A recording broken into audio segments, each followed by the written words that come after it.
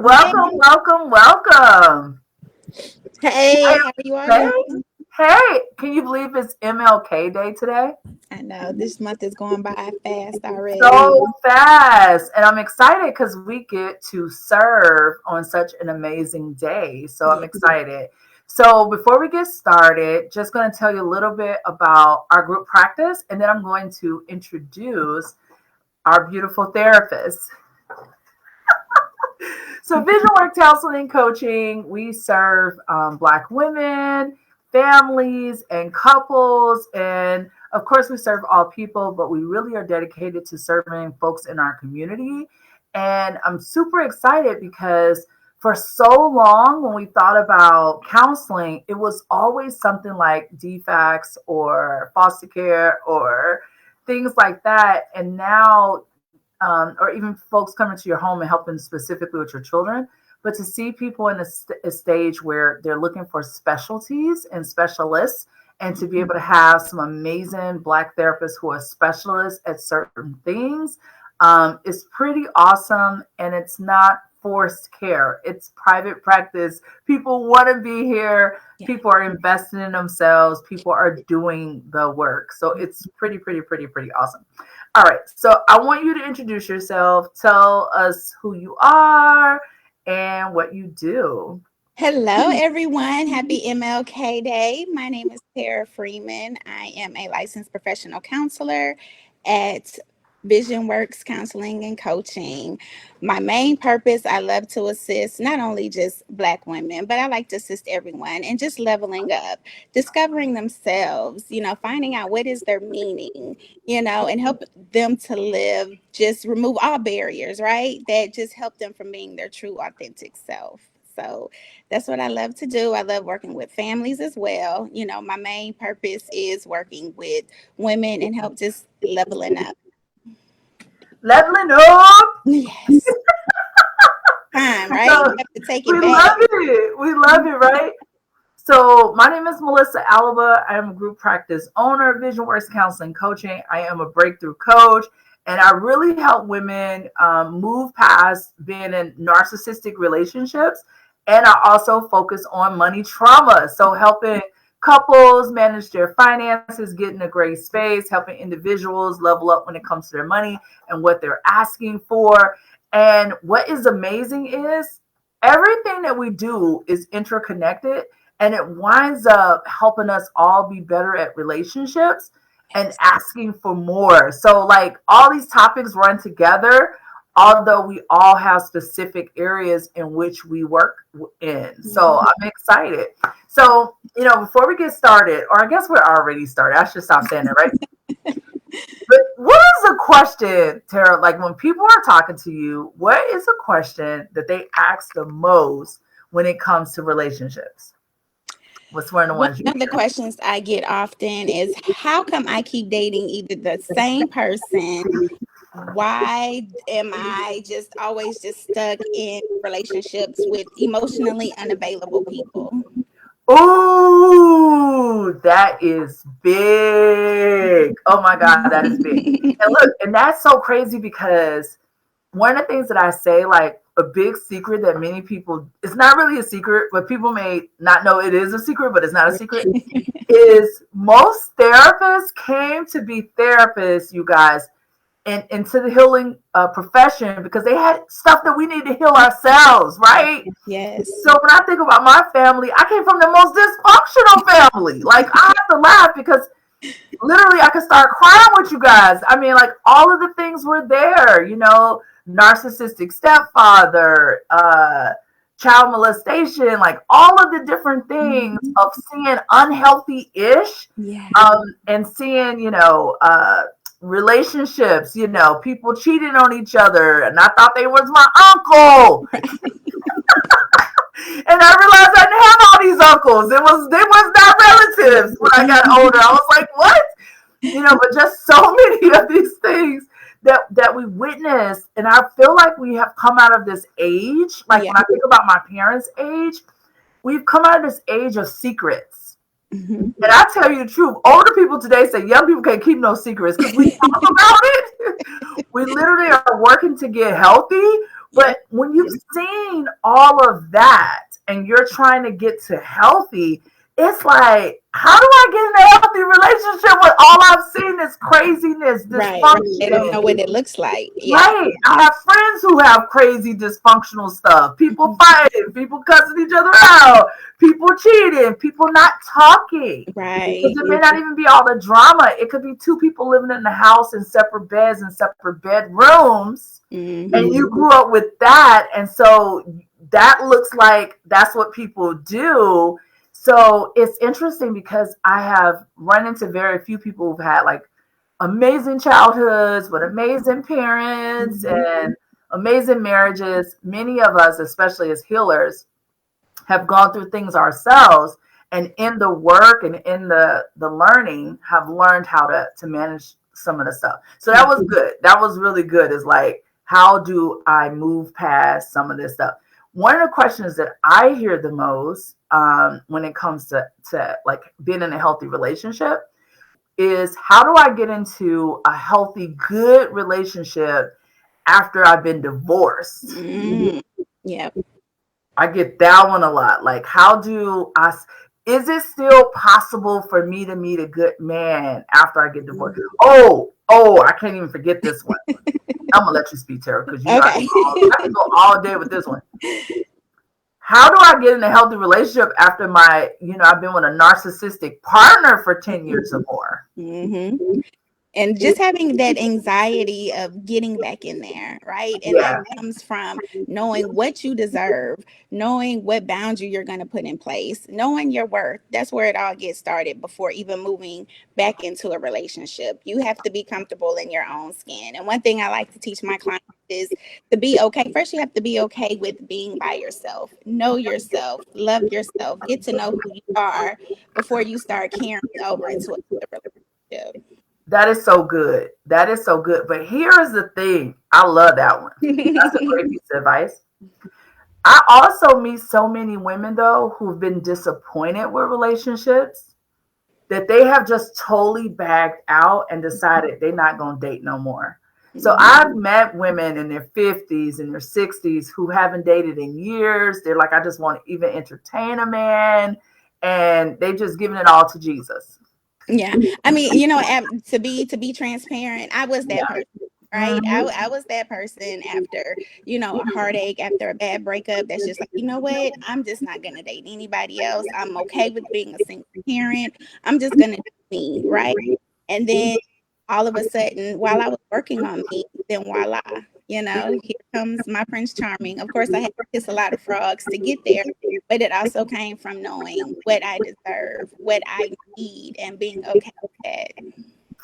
I love that. So let's talk about myths, and then let's give the people what they came for. Let's give them some tips on how to move, to a better relationship. So one and foremost, and this is like a middle of the road plug. You Mhm. guys got to get with my therapist here at Vision Works Counseling Coaching. It's a plug.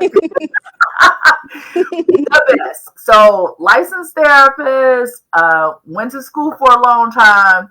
This is not no like 3 hour course. This Right. is people who've gone to school for 6+ years. Yeah. And then supervision under someone like myself who've been doing it for 20 years for 3 years. So literally years and years of working with multiple people, helping them get results and knowing what systems and processes to put together so that you guys can live your best life. I mean, I've helped hundreds, thousands of women over the course of 20 years. So I'm excited about that track record. And I'm excited about the stuff that is done in my own life. All right. So I had to plug that. But here's one of the myths that I hear so many times, and you tell me if you heard this one before. Well, I'm not gonna date until he show up. Like he just gonna show up at my door. Hmm. How many good fine? I mean, like I don't know who meets these people like this. And showing up at your door, that Showing up at the door. that's impossible. I mean, it can happen at the It beginning can stages, happen. but that's off. So people have to put some effort in. You got to do the work. You Yeah. got to do the work. So another myth, and I think this is big, and I love Steve Harvey, and I think this is awesome, but it's a piece missing. Mhm. Another big myth that I see people do is you meet someone and if as long as I don't have sex with them, as long as I'm not intimate with them, I do the 90-day rule. I've seen people where they're celibate. I've had clients like this. I'm just celibate. I let the person know, and so I'm going to get to know them in my celibacy. Right. The 90-day That's rule. point. Right. 90-day rules, a 6-month rule, 100, a 1 day, 100, whatever. A 365 days, year, we celibate. Now we are engaged. Now we married. That helps me get a healthy partner. Mm, mm. Tell me why. Tell me why that's not, that will not land you there. Because the chemistry also has to be in the bedroom. Like you have to know, like, is it a mental connection when you all are being intimate? So just thinking Yeah. that you could wait that long, Yeah. you might And be not only disappointed. that, not only that, I'm gonna tell you, not only this intimate connection and that peace. So all my church folks who hold on to their hat, hold on, I got you. Not only that, right? So not to say you can't be celibate and meet a person, Mhm. but here's the thing. If you are prone to attract narcissistic partners or unhealthy partners can wait it out with you and be unhealthy. So if you don't know what to look for in a healthy relationship, just because you're not intimate with a person doesn't make them healthy. Yeah. Doesn't mean that they're going to be good people, right? Or good for you. And so sometimes people use that as barometer of like, this is good. Mhm. So that is another thing. Not having sex, the person is okay with that. Doesn't mean that they're good. They could have some dysfunction there. Mhm. That later comes up. Like it could be some other stuff. It could be some weirdness there. It could be somebody who wants to be with another sex. It could be a whole bunch of stuff. But it doesn't necessarily mean that they are a healthy partner. Yeah. So it's things that you need to look for when you're talking about a healthy partner. Sometimes I see parents. Here's another one. I won't bring them around my kids until I know we're committed. God, I did this one. I did this one for years after my divorce. And again, not understanding that chemistry between them two needed to be there. Yeah.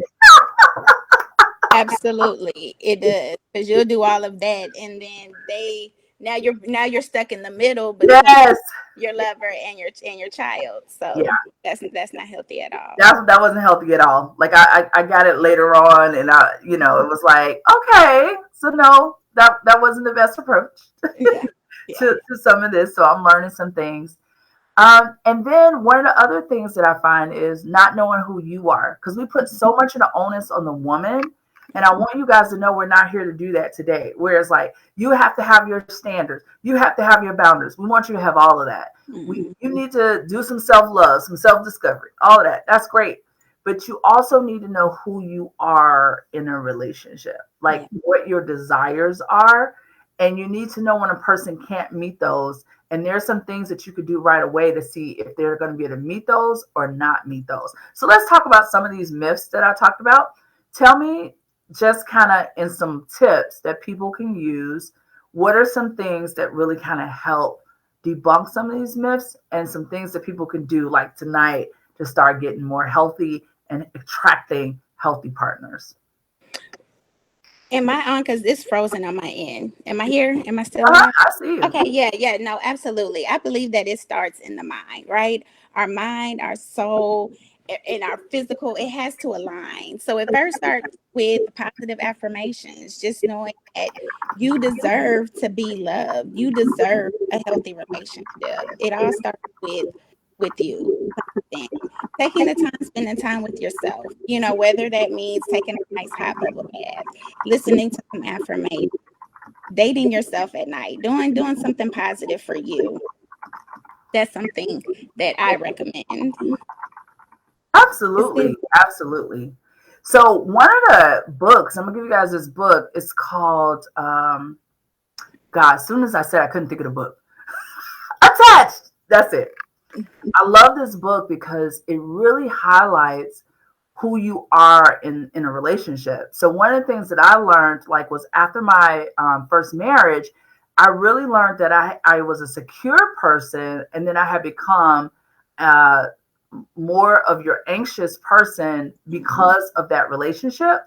So in order to get me back to secure, and I'll explain to you guys what that is, I needed a secure partner.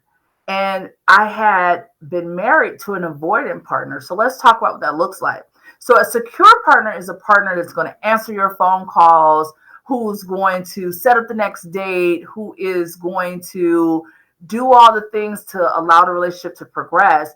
And it's going to be okay if you need feedback. So you get to be yourself right away. A lot of times, what happens though, if you're an anxious person, so this is a person who's like, did they call me back? They're talking to their friends on that first week of dating. They're already like setting up that they're going to get married. Yeah. They're overthinking. Their anxiety is raising and all those different things. But when they have a secure partner, that secure partner is able to bring them down. Versus what winds up happening is a lot of times folks who are this anxious person will attract an avoidant person. So avoidant person will be like, oh my God, feel like you're so amazing. And they'll be magnetized by you because they'll love how you show up in the world and things like that. But this avoidant person will flake out on you, not always answer the call when they should, even when you guys have gotten past this first stage, you're in a relationship. Yeah. They often would do stuff ahead of you, like you're at a movie or something like that. They won't want to have public affection. They'll do little things so that you're not always fully connected.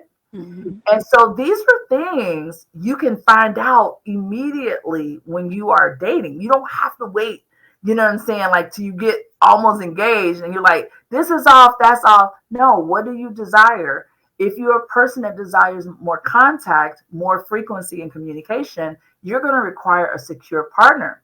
So when you're creating your boundary list and you're creating a list of what you desire, it's not just he has to be tall, he has to be fine, and he has to be a great lover, and he has to make money. No, he has to connect with me. He has to get me. If he doesn't get me, get the dream, get how I operate, it's not going to work. Y'all know I'm out here living my best life. I'm a business owner. My life would be looking crazy. I don't do a lot of stuff. I let people know right away. Not gonna have the meals every night. That ain't me. We're gonna order out frequently. We're gonna do this. And so the partner for me gets that. Like, okay, no, you're a business person. You're so and so, so and so. So you don't have to. Here's another myth. You don't have to be someone else in order to attract a good man. Yeah. So many women become this chameleon. Like you are one person with your friends, your family, and yourself. And then you meet somebody and you try to mold yourself into them.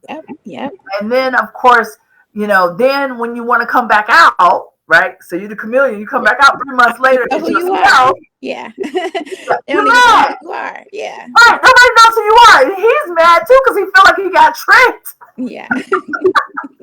Which he did. Yeah. And a lot of times women do that out of desperation. And what I want to say, there is a mate for everybody. There's like abundance for everyone. So learning who you are and learning what you desire, and it's okay to ask for it early on, really frees you up to actually have a good match. Another myth is passion. So some people are looking for this passion like right away. And what you really should be looking for is like compatibility and friendship right away.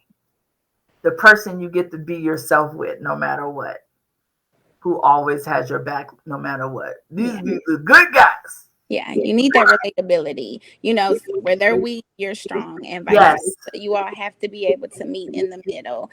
Sometimes it's 50-50, sometimes 60-40, and be okay with that. Yeah, but it's interesting because these are often the guys that we overlook because we're looking for another type. And really having that intimacy of a real relationship, a friendship, a connection is the thing that can build up to something more. And I think the more you stay in tune with yourself, like what you were saying, setting your list, but then getting really comfortable with who you are, you're able to accept good stuff. Because sometimes people are in a space where they can't accept a good guy, right? Because they don't really know what relationships look like. Yeah. Yeah. So, no. I agree with you on that, Melissa. Or they feel they've had that pattern of the same person for so long that they feel like this is the standard instead of setting another standard. Yeah. And it's interesting because you get to set different standards as you age, right? Mm-hmm. And as you Mm-hmm. grow and as you mature. I remember in my 20s, like with my first marriage, my standard was one, he looked good, but two, like look good. If I had to go back to this list would be crazy. It was like tall, handsome, Mm-hmm. dark. It was Yeah. all those things. And Good then of course, grades. Yeah. and he had to be ambitious, Yeah. Yeah. right? And here it was like 10 years later, I'm like, oh, I should have added compassionate, A emotionally listener, a tuned, communicator. Yeah. Communicator. a Yeah. great communicator, Yeah. and so I think we have these different standards at one age, and then when you get older, you realize there's so many more things that you would Mm-hmm. desire in a mate. Yeah. For the long haul, what that will look like, someone who was committed and Yeah. then would always do the work to stay committed and was willing to grow. That's another thing that I would say is something that you can learn very early on. Is my person, the person I want to date, the person I want to be with, are they growth oriented Mm-hmm. or fixed oriented? Mm-hmm. Meaning, like, do they have a growth mindset? They're willing to do the work, they're willing to go to counseling, they're willing to read some books with me, they're willing to read the word. If Yeah. both of us, are Christians or whatever our background is, are they willing to grow? Or are they fixed mindset where they're like, this is the way it always was, and this is the way I do it? Mm-hmm. And notice how many areas they're fixed in. And This will Melissa, be, oh, yeah, go go ahead. ahead. No, I was just going to share, and that's where a lot of times, like relationships, where you're kind of stagnant. Like, do I move on with this relationship or do I stay with this relationship? People get caught up on the time that they've been with that person and not really on, is this person have a growth mindset? Are we growing together or are they holding me back? Yes. That's where they get caught up with Yeah, deciding stay or go. absolutely. And the thing about that that's really interesting to me is it's not necessarily that we have to start off the same space. Mm-hmm. So I could be this business owner and they can decide they don't want to be in the business owner, but when it comes to finances, Yeah. this person is great at researching and figuring out where we're going to invest our money or how we're going to make it grow, or they do things around the house or they're with kids. But we are growing in the same level. Like literally, we have the same thought process, and they're willing to do the work to grow in different areas. And so sometimes, like I said, a lot of times I see women and they compartmentalize where it's just one area where Yeah. he makes money. Okay, it's great if he makes money, but does he spend it on you? Is he generous? Right.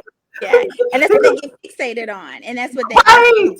to stay in that relationship with that Yes. He man. has a nice car. He already owns a house. Great. But does he share it with you? Hmm. Hmm. Is he inviting you into it when you get married? Is he going to put your name on the deed too? Right. Right. Okay, Yeah. because then that means he's generous. And so Hmm. those are things that people don't always look at. And Hmm. as Hmm. therapists and as a coach, this is what we help people do. We help them realize that. And also Yes. just prioritize what is it that you're looking for in a relationship. Yeah. Are they speaking your love language? Do you even know your love language? What do you need in any relationship that you're in? Yeah. And not to mention cultural differences, Hmm. how we manage those, whether that is, different culture, meaning different background, Yeah. middle class, wealthy, however you want to say it, Also, right? family dynamics. Are they family Yep. oriented? What does that look like for them? Yep. How do we respect our mother, Mm, their mother, yes. create our own unit? It's so many different things that has to be thought about when we are thinking about healthy relationships. Hmm. And we get to make all of these decisions as we move along. We get to decide too, as we grow and as we like learn new information, we get to shift. And if we have picked great partners, they will shift with us. Yes. Yes. Yeah. So I put over here, I literally just put this kind of in the chat. see if it was any questions. I really don't see any right now. Someone says yes, growth. Yes. Tell me why this is why I want to study. Somebody says they want to study psychology and get their master's. Girl, yes. We out here Get it? helping Get folks. it. I love it. I love it. Go I for love it. it. Love it. Well, we just wanted to pop in tonight, share a few insights, something for you guys to think about in terms of creating healthy relationships in 2022. We really wanted you guys to think about go beyond the list, go beyond the 90 days, and start to really think about what it is that I desire and what do I need to internally put in place so that I can start attracting a person that's at my same level. And once that person is in my atmosphere, what are the things I should be looking for? Because we don't always know. So before we end, Tara, can you share one tip with our audience? Absolutely. The one tip I want to share is just knowing that you set the tone for how people treat you. You set the tone. If you tolerate foolishness, then that's what you're going to continue to get. So we show people how we need to be treated and how we deserve to be treated. So I said deserve yourself. Treat yourself with love, treat yourself with respect, set boundaries, whether that's at home, at work, at school, whatever it is that you do, set those boundaries, and that sets the tone for all of our relationships. Absolutely. And I just have to stop you there because you said boundaries. And I was like, okay, there are so many types of boundaries, and many people don't know this because when they think of setting boundaries, it's usually very simplistic. But Right. can you share like some of the types of boundaries that you might have to set in order to have a healthy relationship? Yeah, it says when I say boundaries, I'm looking at whether or not they can call you after 9 p.m., whether or not you allow them to have female friends, whether or not you allow them to go a couple days and ghost you for a couple of days and pop back in. Those are specific boundaries that I'm talking about. You know, how they talk to you. Do you need a good morning text? Like, do you need someone to communicate and give you affirmations? You know, those affirmations of you look good, baby, you know, those kind of boundaries. We're setting boundaries and expectations in 2022. Absolutely. And so the first thing that came to me when I thought about boundaries was financial boundaries. Yeah. So many women and men, but early on don't have any boundaries when it comes to finances. So do Mm. you loan a person money that you don't even know? Do you Right. pay for dates? Like Absolutely not. all of these different things I see, Right, especially right, like in Atlanta, it's like, well, maybe I should. right. Another boundary is like that physical boundary. Hmm. When are you intimate with Yeah, someone? yeah. Are you intimate just because they bought dinner? And it sounds crazy, but literally that's something that men have used forever where they've gotten women to sleep with them because they Yeah. bought them dinner. Right, You know right. what I mean? And again, women are taught to be nice, we're taught to be good. And so when someone buys us a gift, we feel like we have to reciprocate, Hmm. So they actually call that guilty sex. So what how do you show up and how do you start standing in your own self and not being a people pleaser in your relationship Mm. And that's exactly. early on? Yeah. And that comes from that knowing who you are. That's where all of that comes from. Yeah. Being walking in your purpose, knowing your meaning. That's where come see me. Let's Come talk. see you. That's what I'm saying. Come see you. Yeah. And my number one tip is if you've ever been in a narcissistic relationship, one of the things that you really are going to need to learn how to do in this season is to get emotionally in tune. Mhm. So people who have been with people who are narcissistic typically don't know how to attune to other people's emotions around them. So they usually like somebody can lay something heavy on you and you'll be like, oh, okay, girl. So and so, because you've learned to block out stuff Yeah. and mute your emotions because when you did emote, your partner would often put you down. So you literally have learned how to be almost dead Talk. in certain areas. Yeah. So learning to come back alive and what is okay and what is not okay, it's a relearning. It's a relearning. And so that is a process. So yes, come see us because we need to work through that process to get back to healthy Yeah. and to get back to normal. Yeah. I agree. Awesome, awesome, awesome. Thank you guys for joining us. Please leave us some comments. Let us know what you thought. You have some additional questions. Go ahead and put it in the comments, and we'll come back and answer your questions tonight or tomorrow. But add the comments. And of course, you can check us out at visionworkscoaching.com. We have over 10 amazing therapists right now who all specialize in different things. So we're excited about serving you and serving this community. Good Yep. night, y'all. Good night. Yay. Thank you. Bye.